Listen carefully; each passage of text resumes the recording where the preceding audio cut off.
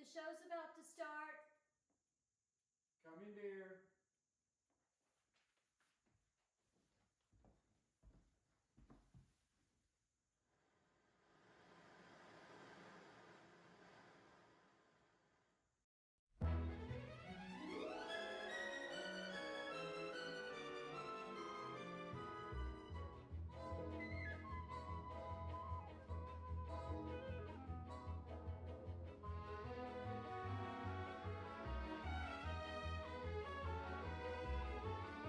Let's get ready to shake, rattle, and roll with the Graceland Glamour Girl, the one who puts the CC in rider, Miss Cece Glamour.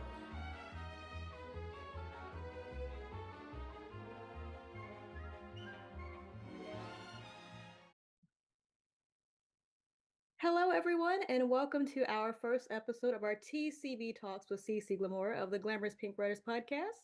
And as usual, I'm your host, and we have an amazing guest, so I'll let him take it away. Hi, everybody. I'm Taylor Salamon. I'm also known as the Colorado Elvis on Instagram and Facebook. And yeah, it's a pleasure to be here. Thank you for having me.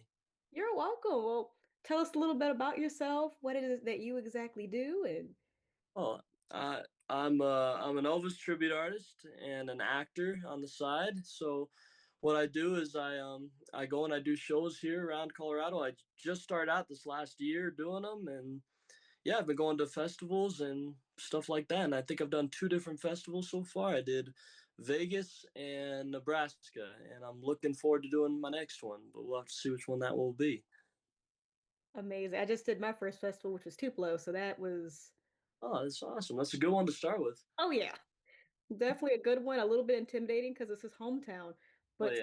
but speaking of festivals, what has been your favorite one that you've done, and what's been your favorite song you've performed? Ooh, that's a hard question there. Uh, my favorite one probably is the Vegas one's probably my favorite one because I just loved the setup. It was a lot larger than the Nebraska one.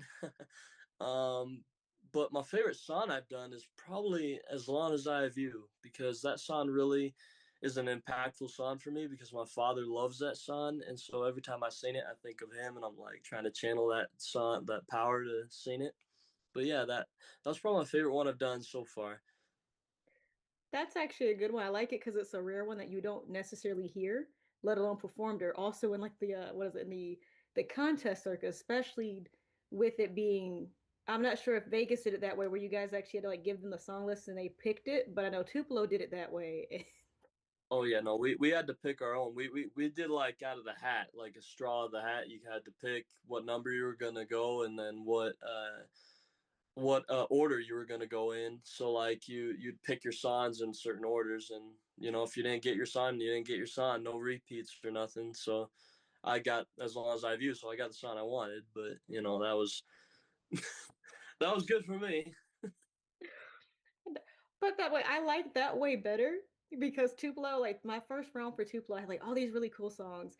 Me Woman Blues is still a cool song, but they were like, "You get this one." I was just like, "Well, Well, at least I was like, it's not the one that I full on wanted, but I was like, at least it's still a fun song and it was still something I could actually perform into."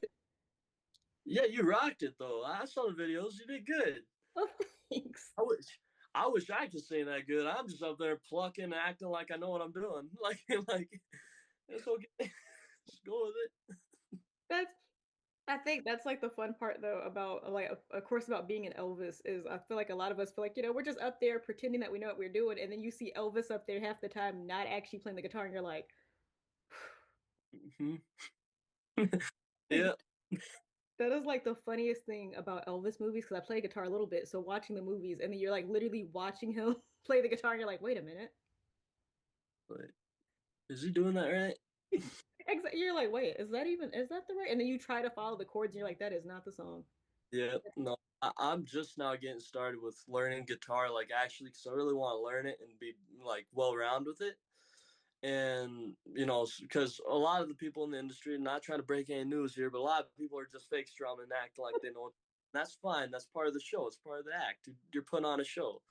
And even Elvis did that at times, as you said. Like he just was like, "Oh, I know what I'm doing," like totally. But he's not. He's just going with his dance moves. He's doing what he's got to do to keep the audience involved and keep them like, wow, he's rocking it. But me, I'd love to learn how to play the guitar like you as well. I can kind of get the chord progression and everything down. And man, it's not easy, but I'm trying my best.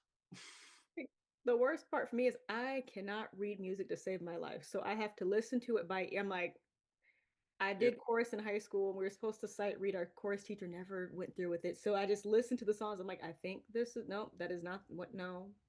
And then I'll go and I'll get sidetracked and find notes to another song and then play that one. I'm like, that is not how we started.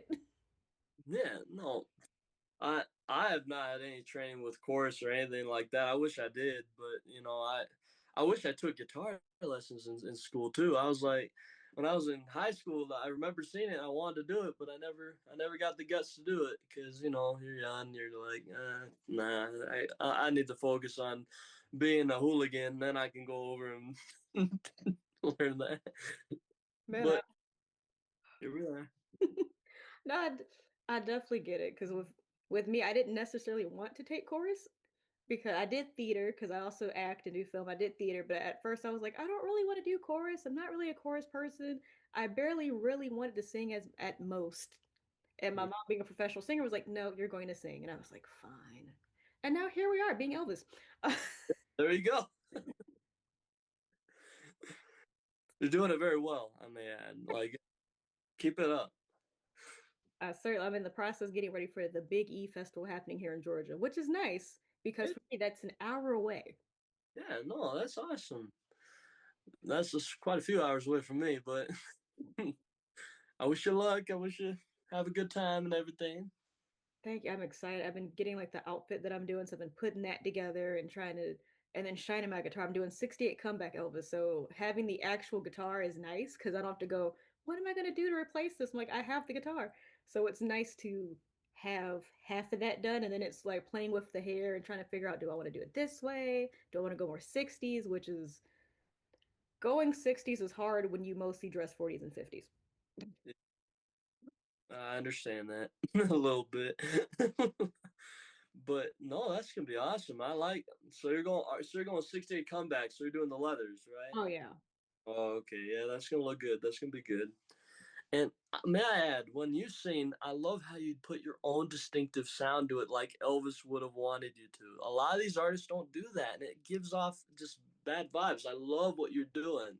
It's just keep that up. That sound. I love when people put their own personality into the Elvis performance they're doing, because then it comes out more natural and it just sounds more impactful, like Elvis's music was.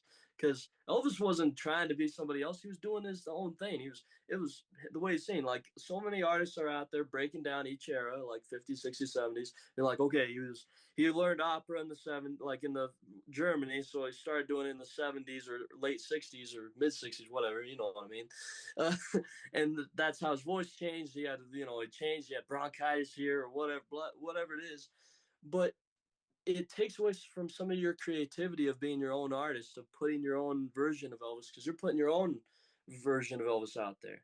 That's what we're all trying to do. And I feel like a lot of people lose that touch. And I'm glad to see you're not losing that. And you're just like, no, I'm gonna do it my way, and you're gonna like it. I'm gonna go down. You're gonna like this song.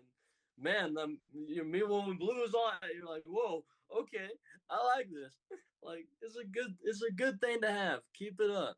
Thank I'm you. I just the funny thing I've been telling people with that performance was there was a completely different line of choreography when I first was kind of going through it. So like what happened on that stage was nothing of what was actually planned. Yeah. But it was fun because like when you think about it, that's how Elvis was, where Elvis would just be like, I'm gonna go up there, I'm gonna feel the music, I'm gonna be with the band, and like we got the best performances out of him that way. Yes, ma'am. Yep, you're 100% right. It's you don't. He didn't pre-plan every move. He wasn't pre-planning his little pinky, making sure he was singing the right way or anything like that. He was like, I'm gonna go up there, and I'm gonna give it my all, and if people like it, they like it. If they don't, they don't. I mean, it's all I can do. I can't control them. I think that was the one thing where it's like, well, I got to do my own thing. I'm like, I don't look like Elvis. I'm a woman, so I was like, I might as well just go ahead and have fun. I love that though. You were embracing it, and I love that because like I'm tired of seeing people try so hard and being like I gotta be identical to them, and it's like no, no, no, no, no. be yourself, but channel that Elvis energy into your performance. Put what he would want you to do. I want him to be up there watching you and be like, now that's a performance we need to see. That's what I want the world to see.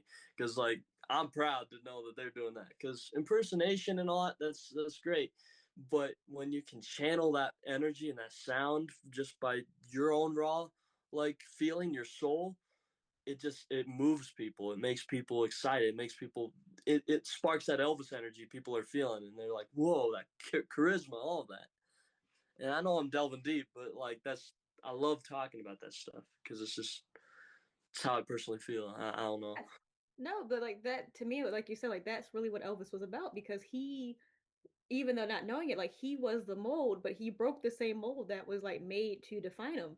And even with being in the rockabilly space, and of course, where rockabilly spanned from them not knowing where to put Elvis as an artist, and then it becoming a music genre, then a clothing brand, then events. It's crazy how this one mold that he had that they put him in, he breaks that mold made for him, and then continues to make more. Yeah, I 100% agree. Like it's crazy, you know. He's just set a trend, and he kept doing it throughout his whole career, his whole life.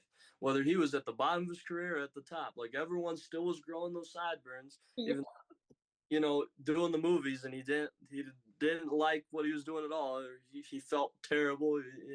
He wasn't comfortable with what he was doing, but people still were following his style or taking elements from what they got from him. And then '68 happened. He started putting his hair down and getting all crazy with with his moves and all that. Everyone was like, "Oh wow, he's moving with the times too." And I like his way of moving with it. It's not like everyone else's. Like everyone was doing the denim look and all that, and he comes out with this black leather version of the denim and all that. You're just like, "Whoa, okay, hold up." I know the women are saying other things, but the guys are going like, Like, "I'm whoa. John." But like, but it's always fun, especially with me loving vintage fashion. So even with that world, you get to see how much men's fashion changes based on Elvis, and it is the funniest thing. Mhm.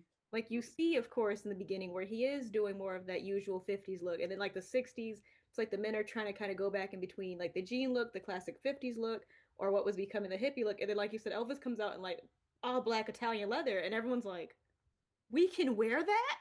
Yeah, like this isn't being taken off the air. They're How like, is it possible? When did he get a tan? like I love, what is it? It's another outfit of his that I think is hilarious. The very short shorts from Blue Hawaii that are the swim trunks. Yeah, gotta love them. I have a pair of, well, they're not swim trunks, but they're 60s hot pants. Oh, They're coming to me with Graceland. And I am so nervous about them because I've never owned a pair of hot pants. I And mean, they're the same length. you got to start sometime. I mean, I got a pair of my own, but I wasn't gonna bring it up. I had the blue Hawaiian ones made specialty for me. I was like, I gotta have those pants. I'm gonna be swimming with those every day of my life. It's one of those outfits where it's like you know you need it, but then you're like, but then when the time comes to wear them, you're like, okay, do we use them now or now? You gotta walk out there and own it. You gotta be up there and be like, yeah, that's right. Look at me. Like, oh yeah. I'll give you a spin. I think at least the leeway is me being a pinup girl also. So for that it's like you can like I could get away with it. Would be like, all right, look, I have on 60s hot pants. I have on the blue Hawaii shirt. They're gonna be like, that's cute. But then you're like thinking of like Elvis is doing this, and it's the actual cover of the movie. Yeah, it definitely got women to the theaters, though, I'm sure. Oh yeah. They're like, we gotta go. They're like, I feel like every time they put him in those swim trunks, women were like, he's in the trunks again. This is gonna be a good movie. Pretty good movie. I don't care about the dialogue. I don't care about the songs or any of that. It'll be great. Just put them up on the screen. It's like, okay. Like they were like, yes. I feel like women probably like they probably would come out the movie. What was the plot? I don't know. Elvis and swim trunks. That was the plot. Getting Elvis out of those swimming trunks with the plot, but I never saw the ending of the movie. That's how all the women were. They're crazy. And it's now funny because, of course, people ask, like, with you being an ETA, they're like, how do you deal with being an Elvis fan and an Elvis? And I'm like, well, it's the one time that you can say as a woman that your boss is hot, not get fired for it because he's been dead for 48 years. Good point. Good point. But now, anyway, now in my case, I'm like, I actually have to pay attention to what he's doing. This is going to be hard. Yeah, studying is the hardest part in my opinion, but I mean, a lot of it is, it's fun though. I don't find it at all like, annoying or like, I gotta do it again. I love watching Elvis. I go to sleep listening to his interviews actually for the most part. I literally put on his interviews from the 50s, 60s mostly, and some of the 70s interviews. I love hearing his voice and just analyzing it. Not in a way of like, oh, like he does this, he does that. It's more like I'm just like he has such this like the sound of his voice was just so comforting. I don't know the right wording of it, but it just was like a peaceful like ASMR kind of sound where you're like, I can go to sleep to this. It's good.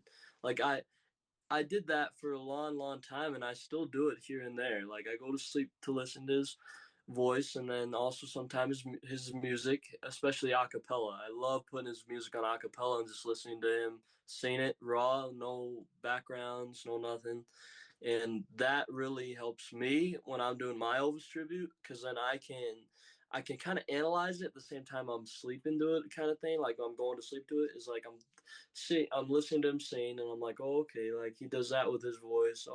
Oh, I hear he takes a breath there. That's really nice. Like I can see it. Like I'm noticing where he goes and the timing of the song a little bit more with him and his progression through it. But I mean, it's an art that a lot of people I think sleep on. Like they don't realize how much work goes into being an Elvis tribute artist, not an impersonator, a tribute artist.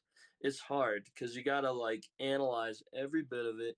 You gotta understand it, and then you gotta first off and foremost before that you have to understand yourself. You have to learn how you work, how your vocal mechanics work, how your body works, whether it's like for dancing or like where you're bringing your singing from, your diaphragm, your mask, your head, like where to channel it through, and then analyze how Elvis did it. Now, Elvis never did any of that. Elvis was, he was just saying it raw, like I said before. He was saying what he felt and how he wanted to sing. Like in, the best example is My Happiness. He's saying My Happiness, and I heard that he never liked the way he sang My Happiness. That's why it was up in an attic for years, and you never heard of it until way later on. And it's because he didn't like the way he sounded and the way he sang it. And a lot of that was him singing here. He was singing through his mask, and you can hear it. And then he changes, like he starts developing, he starts analyzing what he wants to do with himself. So he did kind of analyze himself, but not in the extent that we're going like, oh, okay, he's stopping here, we need to make sure, take note of that. Can we stop at this same part? We can't. Let's find a better spot to do that. And yeah, as a person, me, I've never sang before, like professionally within the last year has been my first year singing professionally, like actually going out and singing and making a name for myself, I guess, whatever you want to call it. But I've sang since I was 5 years old, like listening to his records because I'd put on his record with my grandma and my grandpa, and I'd listen to every word and every note he's saying, and I just would listen to it and sing, and I never tried to copy him or anything like that. I just wanted to sing with him and all that kind of, and sing along with it. And that, me taking the next step into diving into it as an ETA, like being like, okay, how is he actually singing it? Is it with a break here, a pause here, like breaths, this, that, that was a big change factor. And I've had such good friends in this community that have come to me, and like when I've been singing, they've been like, you're doing great. I know what you're doing wrong. Your breathing is way off over here. Start breathing better, and this will happen. And I try it out. I'm like, oh my gosh, that's how I did Can't Help Falling in Love. I hear it now. I see how it is. Like, that that's what this community is all about. The brother-in and sister-in of all of the ETAs coming together and being like, okay, like, I'm going to critique you, but I'm going to do it with, respect, and let you know what I've learned from when I've been singing. Like, and I love that about the community, and I know I'm rambling on, so you can. I'm a talker if you can't tell. No, you were completely fine. But like, but that's the best, like you said, that's the best part of it. And then with me, what I love doing is I love listening to the outtakes because there's so many cool notes that Elvis does that he's trying out, but also they're just really funny because I love when he messes up and he knows he messes up. And he'll just stop the song. And it's funny for me because that's how it is for me with rehearsing. And with my mom being a professional singer, like we'll be rehearsing the song and I will stop in the middle of it and she'll just look at me and be like, that sounded good. I'm like, no, it did not sound good. So when we're listening to Elvis radio and he does it, she'll look at me sometimes if we're like riding the car together and goes, huh, that sounds familiar. And we But yeah, no, exactly. Like the outtakes are fantastic to listen to because it's Elvis being Raj, him figuring out what he's wanting to do or what sounds good, what doesn't. And we all go through that when we're practicing and rehearsing. Sometimes even on stage, whether we like it or not. Sometimes we're like, oh no, I goofed. We got to back it up or whatever. We got to keep going through the song, find a way. Like, but that's what's so great about it, and I love that genuine like side of you. That's great. I love it. it's really funny. And even where people are like, or another thing I'll get asked, they're like, so like where do you pull from like getting Elvis's personality? I go, me and Elvis are so similar that I have to start asking, can I have a personality trait that is my own, please? Like my own. And it's like Elvis goes, no, you can't. I can't. Sorry. That's me. Help your own. I'm over here like, sir, we're already born a day apart. Like, come on, man. That's amazing. Born a day apart. Cool. How old are you, may I ask? 24. So I am. Same age. 24. That's awesome. So it's been a really fun journey. Like honestly, doing. I've been singing since I was 2, but honestly, been in Elvis now for a year. But I also for Christmas sing at Six Flags for their holiday at the park for their show Retro Christmas Live, which is super fun because I'm the only person who actually enjoys my outfit, which is always hilarious. It's we do 50s inspired pieces, so everybody else is like, I hate this dress, and I'm like, I have this dress in my closet. I don't know which one out of the 3, but it's in there. That's awesome, though. I didn't know you did that. That's cool. It's it's honestly super fun, and we get to do like we'll do a lot of retro Christmas songs. And I took that show and did my own kind of spin called A Very Merry Rockabilly Christmas, and I have the Christmas special version on what is it on YouTube, and it was really cute. So we did like a whole Elvis medley. We did Run Run Rudolph, which was really cute. And the funny part about the Elvis medley is we shot it in my house, so I have a Elvis Christmas tree ornament. So I got to actually point at it to be like, by the way, look at him. He's on the tree. Cool. But like I think the most like nerve-wracking part though, it wasn't even really like the fans, because I always feel like that's always I feel like with being an Elvis with the fans, it's always going to be easy because as long as you really, it's like as long as you have the outfit or an outfit adjacent, they're like fine. But my like I got nervous because I'm like I'm the only woman in this contest, and I really wonder how this is going to go. And it went very well. I made so many friends. Yeah, no, and I actually think that that's what that helped you a great deal is you stood out. You were doing your own thing and showing that Elvis like personality through your outfit and everything, being your own and making it your own. I love that. As I said before, it's just when you really stand out, it makes I think it draws the crowd to you more because they're like, wow, that person's not just wearing the same old Elvis thing. They have their own version of how they're doing it. Like let's take a look at it. Like I I love that. And keep doing what you're doing. You're gonna go far. You're gonna go really far. I'm just starting out. I don't know why I'm acting like I'm really far down the line, but like I recognize talent for sure, and you've got it, and you've got that spark about you. You got to keep going. I'm excited to see where it honestly goes. I've one because I have too many Elvis themed outfits to not use them for something. So Hey, you got something to use them for now. exactly, let's see, I have the blue Jailhouse Rock sweater, which I have worn so many times because it's all nice and warm, and I couldn't find a women's adjacent version, so it is actually the men's blue. Lance, But it's so comfortable. it is. It's nice. I got one too. It's nice. It's too expensive, but it's nice. I think I've wandered around so much this winter that my mom was like, "Don't you have other sweaters?" I'm like, yes, but this one is a nice sweater, and like And I just kept going, feel it. And she's just like, I felt it. It's a sweater. I'm like, but feel it. Mind you, she is I've nicknamed her many things. My Gladys, my Bill Below, because I go to her and go, can you rhinestone my boots, please?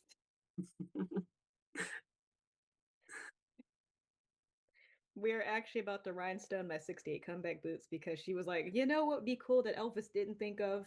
And I go, what? She goes, rhinestone leather boots. And I go, you know what? You want to rhinestone my boots? Yep. Nope. That I love that though. That's cool. See, your own little artistic stuff. I love it.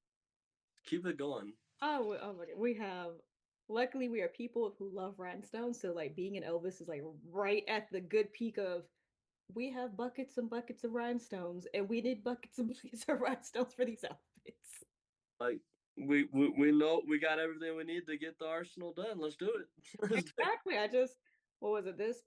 Was this Saturday? This past Saturday, I was in Chattanooga to learn how to sew, and I had just got the fabric, and this is Elvis is so subconsciously in my mind that I got the same yellow fabric to make a 50 style pencil skirt dress, and it looks like the one Anne Margaret wears in Viva Las Vegas. Oh wow. So now I have that to perform in. I look forward to seeing it. That's awesome. Oh, yeah, it's so nice because it's like made in this type of fabric that kind of feels like a comfortable t-shirt. So I'm so glad that it's going to be comfy and it's Good. movable. Yeah, that's one of the biggest things with me. Like me, I get hot quick. Like I get heated fast. So like when I'm up there on that stage, I'm like, I gotta wear something that's somewhat like a little lighter. Like especially if I know I'm like wearing, because I've got an arsenal of different wardrobe of Elvises and stuff from the 50s and 60s, mostly 50s, but like I've got vintage fleck jackets and all that that are super freaking heavy because they're the old fleck jackets. They're wool. They're not exactly kind in Vegas heat or anything like Yeah. that. So me, I was like, okay, if I'm doing that, I got to find some sort of lightweight material to wear underneath it. I need to so it's cool that I've learned and I've met a lot of different people in the industry that are just within the last couple of years and I only started a year ago professionally, but I met all these people and they've been helping me along the way. Like I learned, I was, I believe, one of the first customers at Imperial Sportswear. If you've heard of them before, they're on Etsy. They make most of my clothes for me, but they've always been so kind to me to where they like give me discounts on it because I buy in bulk and all that to get like the stage wear costumes. But they go into detail with me of like I'm the one that had them design the web jacket. If you know the web jacket, the Yeah. green, I was like, I want the green web lace jacket. And they're like, okay. I gave them like 55 photos of Elvis wearing it. I was like, analyze it. I need it in this color. I want this satin. They hook me up like that. And with all my suits, for the most part, all the pants, I'm like, can you make the pants super lightweight? I don't care if they can tear like paper. I want them lightweight. I cannot stand having that heat. And they're like, 100%, we got you. So like I've met them. I've met other ETAs that have recommended like monsoon shirts to get the Tupelo shirt and all that. And that's what this is all about. And I love that. And I love that I'm meeting you for the first time. And hopefully this is a good friendship that lasts a very long time. I'm getting a feeling it is. We're vibing a little bit. I'm getting that feeling. But it's great and I love it. And for anyone out there that is wanting to become an ETA and feels like, oh, I don't have enough money to do it, I don't have enough talent to do it or anything like that, don't ever say you can't do something. Don't ever say you can't do it, because if you keep saying you can't do it, you'll never be able to do it. If you say you can do it and you just wait and you be patient and you work on it, you'll eventually be able to do it. You got to keep that positive mindset. I know I'm talking to the airspace right now, but I'm talking to anyone that is watching this podcast or, wanting to watch, and just get some inspiration. Do it. Don't ever say you can't do something. Because I said that for probably 5 or 6 years, and that's why I waited so long to become an ETA, is because I was so nervous and I was all over the place. I didn't know where to start. And, I've ran into, my ups and downs in life and trying to figure out myself. And I believe God didn't want me to start until now because he wanted me to learn all the other stuff that I learned and to bring it with me. So just go at your own pace, but don't ever say you can't do something. And that's my advice. Okay. Signing off. I'm joking. But that is honestly good advice. That is advice that I myself live with. I'm a person who will see something one time and then figure it out and then I'll do it. Which is kind of how we got here. Of course, that was being on the Graceland tent and everybody going, you should be at ETA. And you had some people that are like, we don't really have a lot of women who do it. Then you had some that are like, I don't think women should do it. And you had some that are like, you should do it. Went to Tupelo on my birthday to go into Elvis birthday weekend. And they were like, we would love to have a woman actually compete in the Tupelo Elvis Festival. And I was like, okay, I'll look into it and do it. And I of course applied to do it. I did it and I honestly I love it. It was fun. I can't wait to do more contests and more events. I'm learning what outfits work with what because I do have my own version of the Return to Tupelo shirt and oh my god, it's polyester, so it's definitely a winter piece. Yep. As soon as I put it on to try it on, I just started bursting out in sweat. I was like, "Yeah, you're a winter piece. See you in January." Yeah, I'll see you when it comes time, but not now. Oh, sweet Jesus! I put the shirt on. I was like, it's hot. Yeah, you then you get up on the stage, the lights are even hotter. You're like, oh, no, I'm not. I gotta go find something else. Because I almost took that shirt to Tupelo and then remembered, oh, it's June. It's going to be hot. This thing is hot. That is stage lights. Like my gold lame dress. We're gonna do that. It's nice. It's a recognizable outfit. It's sparkly. It's comfortable. Boom. It worked and it rocked the stage. I can tell you that. Thank you. That thing is I love that outfit so I think the funniest thing, people are like, what do you like most about it? I'm like, so I was like, when I twirl around, it has this rhinestone seams like the pants. And that's the best part to me about it, is it had like it's a beautiful gown, but it's the fact that it has the rhinestone seams where the pants go on the side of the skirt. I'm like, this is its special features. Hmm. For sure. No, and I see. It's like an Easter egg. It's like something that, like, if you spot it, you're like, that's just like Elvis's. Like, that's cool. I love that. See, I don't even have a gold lame. I'm trying to get a gold lame jacket, but they're so expensive. Like, and then like you gotta find someone that'll make one, or you get one from one of the name brands. It's like, The best way, and this is also from years of cosplaying, but the best way is either finding just the regular, like the base of it, so just a suit blazer that is gold or it has that gold lame fabric, and then go to like either Hobby Lobby or Michael's or a craft store. You get the rhinestones and E6000 glue, and you just put the rhinestones where you want to go. So still a lot less than having it done, but you'll still have a gold lame jacket. yeah, that's good advice. I might have to take that up and start adding that to my collection. And then you can always pick what size you want them. If you want them like big to take up space, so you don't have to glue too many, or if you want them small to really give that. So that's the cool part about being able to kind of like add on to it. And then Goodwill, I feel like, for example, you can find some really cool. I don't know about Gold Lame. I'm not sure, but you never know. You never know what you can find at a thrift store.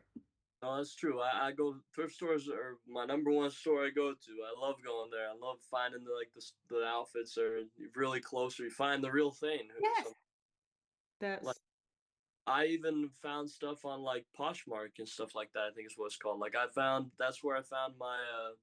I have the same exact jacket Elvis wore from. It's the 1956 is when he got it, but he wore it for publicity photos in Jailhouse Rock. It's the red bomber jacket that he wore.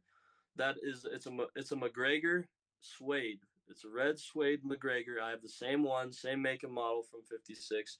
He took it to Lansky's and had them put in a gold liner. That's the only difference between mine and his. Is he changed it. That's why it has a Lansky's tag in it, but it's really a McGregor jacket.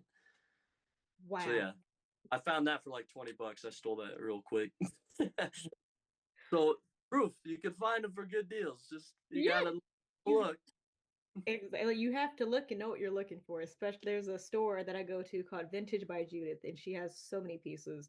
And she has a gold lame outfit, and so she just keeps looking at me, going, if you ever need this, we can size it to you. And I was like, and I'm like, the amount of gold lame inspired outfit pieces I have. That it's like it's I have a jumper that is gold lame. I have the gold lame dress. I have a gold lame. I'm sitting here like I really don't need anything else gold lame. But because this is one of my favorite suits, I'm like, how much do you? I asked her like, how much do you want for it? And she's like, well, I don't know yet. We gotta wait till all the Elvis festivals in here in Georgia, and then we'll see if it gets rented out or if anybody wants it, and then you can have it. It's like, okay. I'm like, I'm gonna come back for it. Like, okay. I'm just gonna hope that no one takes it. No, I'm gonna. Because I'm like, push comes to shove, because of how big it is on me. I'm like, push comes to shove. This can just be a really cute Elvis inspired zoot suit. There you go. So but I'm like, that's what I like. That's the one thing I love about the Elvis space is there's so many outfits that you can do, and there's so many cool ways of doing everything that you really like. You're never really stepping on anybody's toes when you're in the Elvis space because we're all doing it in our own way. We're all doing something slightly different, and it's nice to be in a space where that is not a concern. Yeah, yes, ma'am. I I will say this. Me personally, when I do my Elvis outfits, I love matching like Elvis's outfit as much as I can. But the thing is some of a lot of the judges I've heard, I've not been very far into like the Elvis tribute contest world, but I've done the two shows.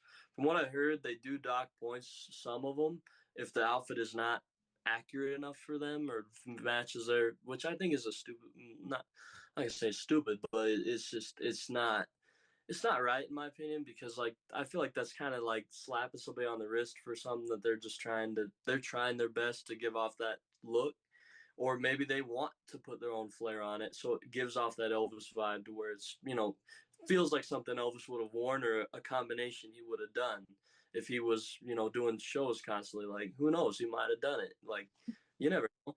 But like for me with my Tupelo shirt, at one of the shows we did in Vegas, it was a dinner show I think that we all got to do. Um, I did. I think there's a photo of me wearing it. I did the blue Tupelo top, the daytime show one that he did, and I did white pants though instead of black because I liked the white look with the blue and the contrast it gave, and it's something different and not like you don't have to be identical in my opinion to make it sell right because I got so many compliments of people and being like wow, like I've never seen that done before, that's a good look, I like that look on you, like, and I'm like yeah no, that that kind of stuff I feel like you got to keep doing, like, and I feel like it's just it's part that I get excited and giggity about when I'm doing something like that is because I get to put my own flair on it. I get to like kind of style it the way I think Elvis would have. But then if you're wanting to look identical for a certain look, you can always do that. You can swap it out. It's not you have identical pieces and then you have pieces that are close enoughs and pieces that are like this is my own design of how I like it. So let's put them all together one day. Let's do this. I don't know. Like it's I don't know. I'm terrible at interviews. No, you Why were am I you're, you're good, but I definitely get what you mean because even for Elvis was the Elvis birthday weekend. They had it was a Club Elvis event, but it was movies. And so I was like, first I was going to do the blue Jailhouse Rock sweater and the pants. And I went, it's wintertime, it might snow tonight, and it's warm. So how many people are gonna wear this? So I changed it and did the If I Can Dream suit. And that got a conversation piece, even by Estelle Brown. And so I had like the boots had rhinestones on them, and then it's still the same cut, like the suit, but it also had like fur at the like bottom of it because a lot of the times with my outfits, I go, "What would Elvis wear if he was a woman?" And then I go from there. perfect? I like your thinking. I like your thinking process because that is what's gonna sell. I tell you, people are gonna gravitate towards that. It's the same thing like with Anne Margaret. If you think of her, like she was known as female Elvis. She wore a lot of outfits that are very Elvisy, if you haven't noticed, Oh yeah. and it worked. And it's not because she was trying to emulate Elvis. She might have not knowingly doing it, maybe, or something like that, but or who knows? Maybe Elvis took from her style in some parts when he was like doing the movies with her, and then like or did the movie with her, and then later on he was like, I like that way the way your pants fit on that outfit. I'm gonna see if my guy can do that for me, or something like. Or, you never know. Please. But I like that way of thinking. Keep that up. I'm excited. Excited to meet you in person and perform with you. I want to see you perform. I want to see that outfit in person. I want to see you go up there and be like, "That's right." Uh-huh. Like, like Well, well, we are almost running out of time, and this is the perfect place to end this. But I would love to have to come. I would love to have you come back on the show. I would also love to also see you in person as well. And as we like to say in the show, it is time to shake, rattle, and roll out. And until next time. take care. Thank you.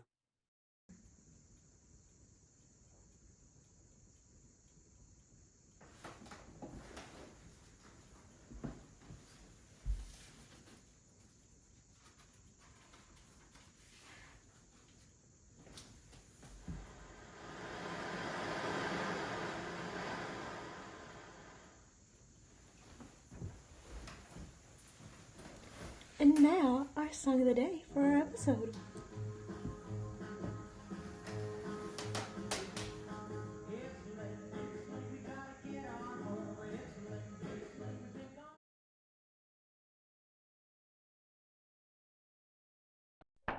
Well, here we are again. I guess this is getting monotonous by now, but I hope not. Got the great pleasure now to have Elvis Presley standing right beside me in his good-looking red jacket. How do you like that? How do I like the red jacket? Yeah.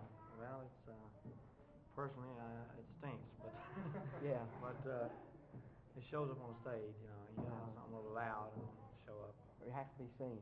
Yes, that's right. Well, where are you from originally? I'm from Memphis, Tennessee. Memphis, Tennessee. Yes, it's my home. Do you ever go back to Memphis? Well, I go there every chance I get. I'm on the road most of the time. I'm traveling on tour. But every time I get a couple, 3 days off, well, I go home. How did people treat you when you were back home? Well, they are real nice down there. I mean, well, they're real nice everywhere.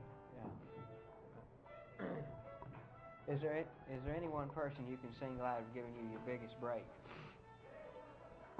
Well, probably my manager, Colonel Tom Parker. Mm-hmm.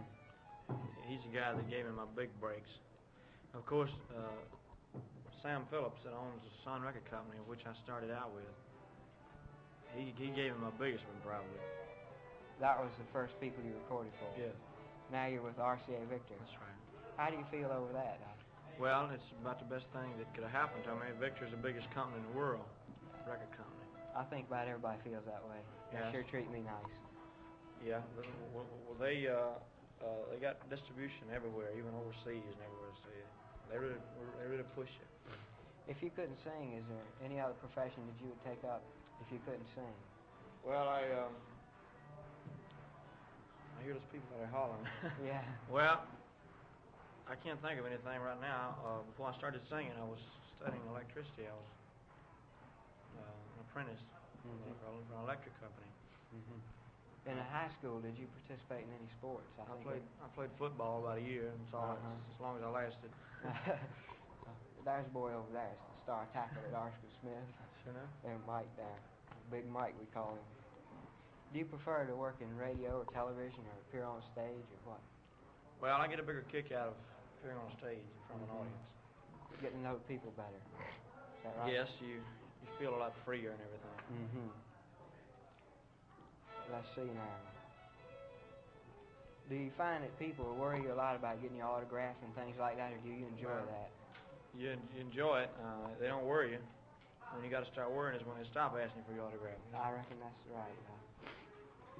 The girls over there wanted me to ask you what type of girls you prefer, blondes, brunettes, redheads, or what? Just girls. Just girls in general, huh? Yeah. You like the home-loving or career girl or what?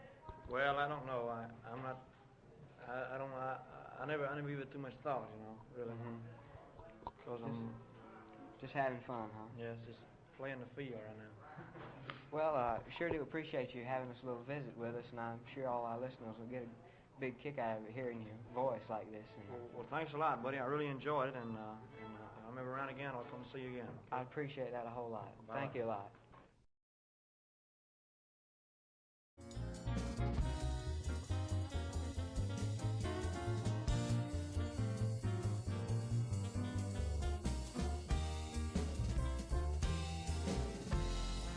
The Glamour's Pink Letter Podcast is proud to sponsor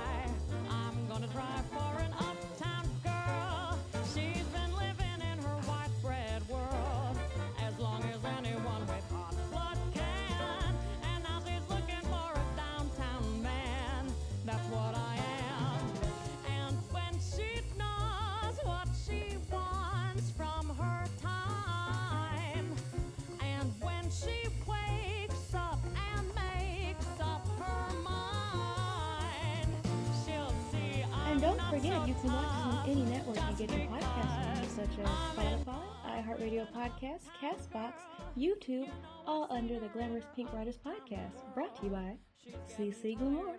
And remember, stay cool, cool cats.